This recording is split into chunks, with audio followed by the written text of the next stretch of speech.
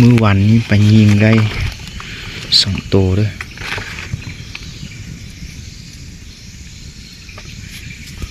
2 ตัวนี้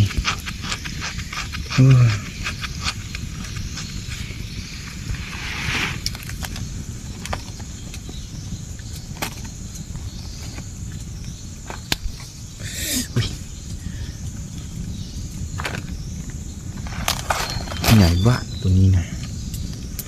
ประมาณ10 กิโลมีได้ตัวนี้นะ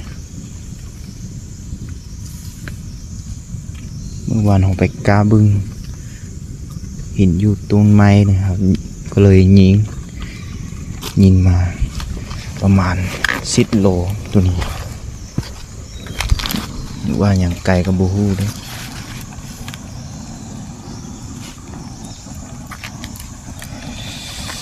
โอ้ยกำลังสิ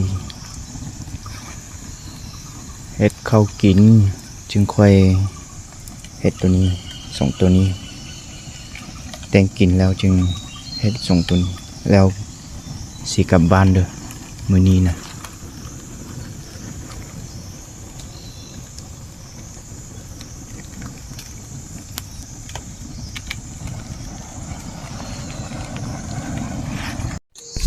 ฉันเอาปุ๊บเปเจ